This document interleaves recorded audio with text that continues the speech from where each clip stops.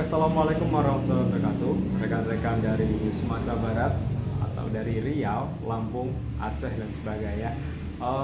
Saat ini saya saat membuat video ini sedang cuacanya lumayan mendung ya. Jadi mungkin kita sebelumnya harus berkenalan dulu. Perkenalkan, nama saya Ali Sofyan.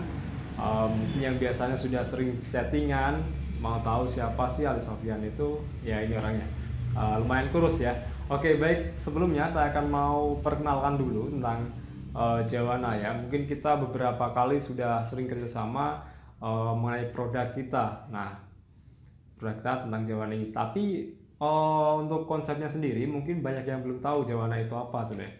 Jadi Jawana itu adalah salah satu unit usaha yang dulunya kita dirikan 2 orang, tapi sekarang teman saya udah istilahnya mundur duluan karena nggak kuat dengan cobaan-cobaan yang kita alami selama ini. Jadi sekarang ini saya single untuk Jawana sendiri. Oke, rekan-rekan sekalian, Jawana sebenarnya itu adalah salah satu unit usaha di bidang bisa dikatakan fashion, iya, karena memang kita memproduksi pakaian baik untuk wanita ataupun pria. Cuma lebih fokusnya untuk fashionnya sendiri, kita lebih fokus untuk fashion muslimah. Nah, sehingga Jawana itu punya 3 cabang. Yang pertama itu Jawana Fashion, itu berfokus di bidang muslimah, baik itu jilbab ataupun gamis ataupun pakaian-pakaian yang lain. Yang kedua itu official. Nah, official itu seperti apa sih? Jadi official itu seperti yang kita gunakan biasanya PDH ya, kalau di organisasi lebih tepatnya seperti itu, ataupun jaket-jaket organisasi lain. Nah, yang ketiga yaitu di bidang kaos. Kaos ini sebenarnya bukan hanya kaos sih, tapi juga ada beberapa kita memproduksi jaket-jaket yang berbahan kaos ya. Waalaikumsalam. Oke, sorry tadi agak potong karena ada tamu ya. Jadi kita lanjutkan sampai di kaos. Nah, untuk kaos sendiri sebenarnya kita lebih fokus ke kaos custom ya. Kaos custom itu jadi kita memproduksi by order berdasarkan desain yang diajukan masing-masing. Cuma untuk beberapa kaos memang kita membuat desainnya sendiri, kemudian kita tawarkan ke beberapa konsumen melalui reseller kami seperti itu. Namun untuk video ini mungkin saya nanti lebih fokus pada yang Jawana Fashion ya. Kenapa Jawana Fashion? Karena kebanyakan dari reseller kami yang saat ini berjalan memang yang paling ramai adalah yang bagian fashion muslimah itu. Nah, baik rekan-rekan, baik yang di Sumbar, Riau, Lampung ataupun Aceh, saya akan coba menyampaikan kepada rekan-rekan sekalian tentang masalah pertanyaan-pertanyaan yang ditanyakan kemarin malam, entah itu sebelumnya juga. Nah, kebanyakan ternyata yang ditanyakan itu sama ya. Jadi kebanyakan dari seluruh partner kami ketika mereka baru berjualan ataupun yang sudah lama berjualan sekalipun, mereka menanyakan hal-hal yang sama gitu. Dan saya juga pernah mengalaminya sih. Jadi tepatnya saya mulai bisnis itu start awal semester 2. Jadi kalau sampai sekarang kurang lebih sudah sekitar 4 tahun saya berbisnis ya. Meskipun sebenarnya juga saya sudah pernah bekerja ataupun berdagang. Tapi itu tidak saya anggap bisnis karena yang saya sebut bisnis bukan soal berjualan ataupun berdagang seperti itu. Nah, pada rekan-rekan sekalian, nanti saya juga fokus kita sebenarnya itu adalah berbisnis ya. Rekan-rekan sekalian ini nanti yang menjadi partner kami, fokus kita adalah berbisnis. Jangan sampai mindset kita adalah berjualan barang gitu saja. Karena kalau kita mindsetnya berjualan barang, kita akan sangat rentan dengan yang namanya perang harga. Karena yang penting laku gitu.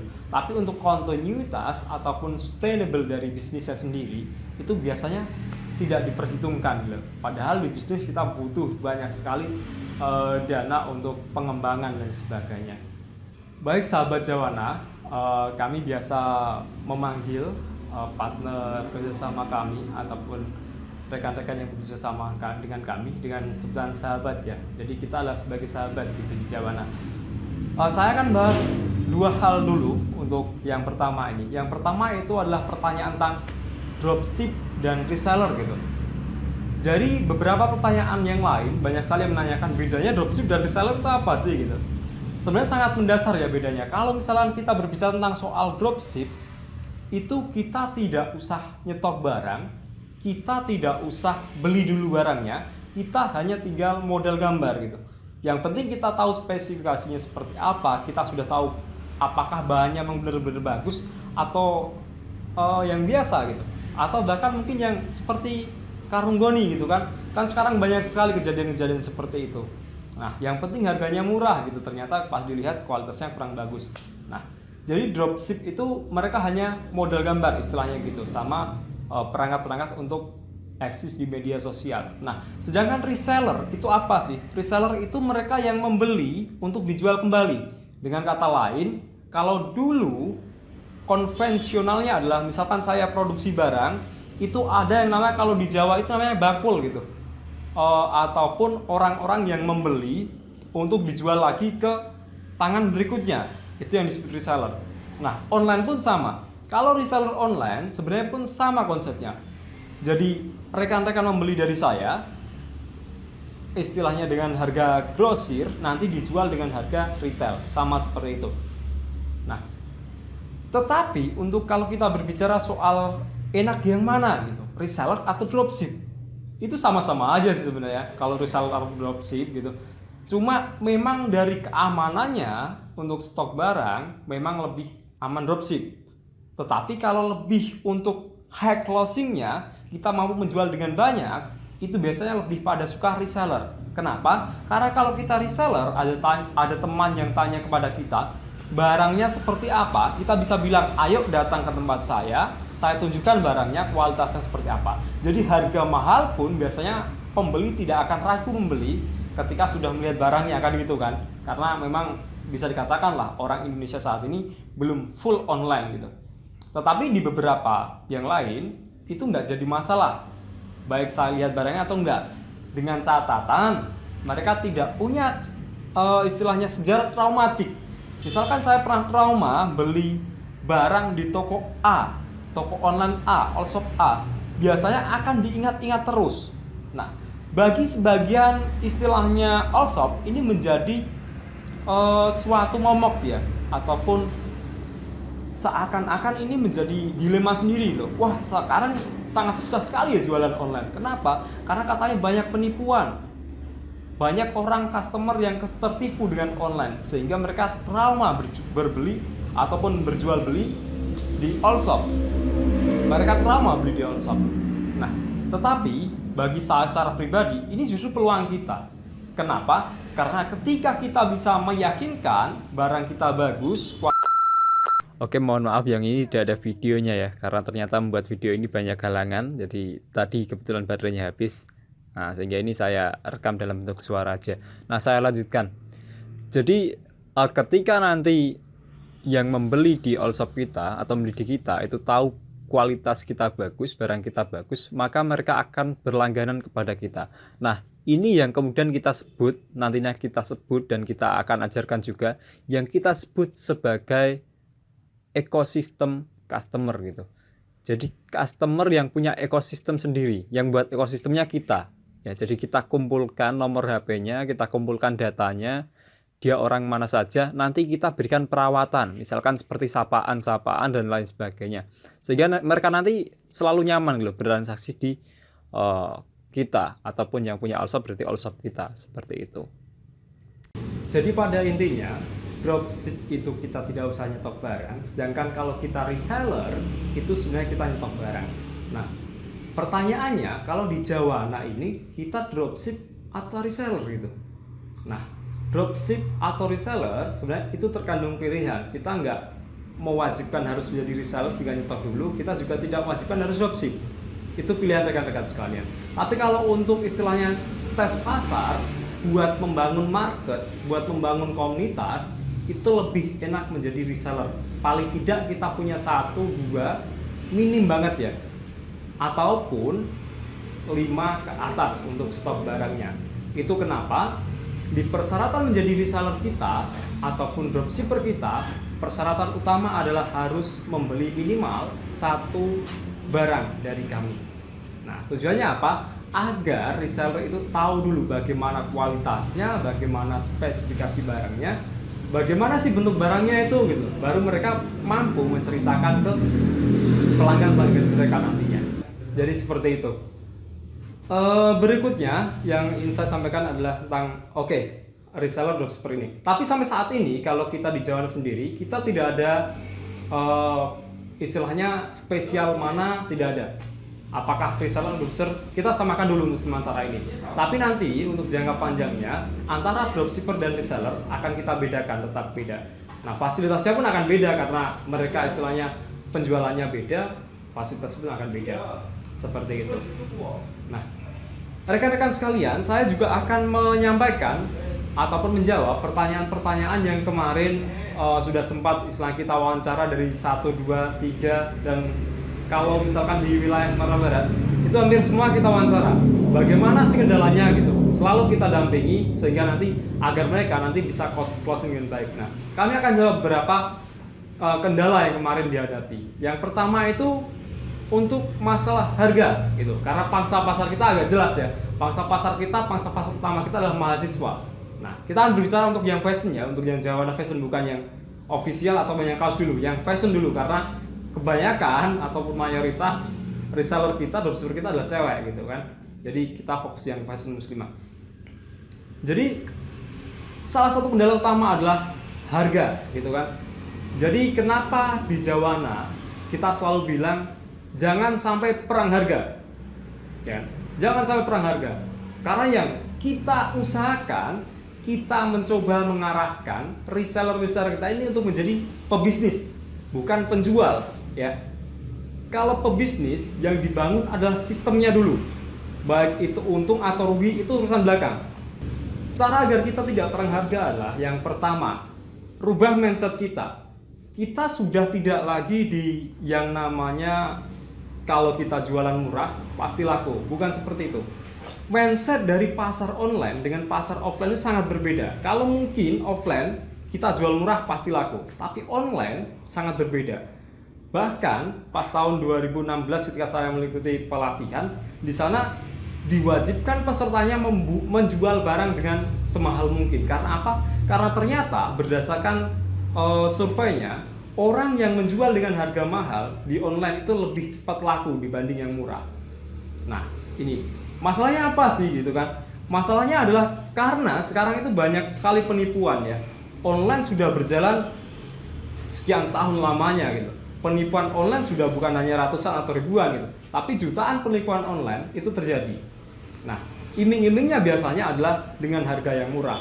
Nah, sehingga itu menjadikan suatu traumatik bagi para pembeli. Di Jawana pun kita samakan. Di Jawana tidak boleh kita yang namanya perang harga. Yang kita sampaikan adalah tentang, nanti kita bahas di belakang.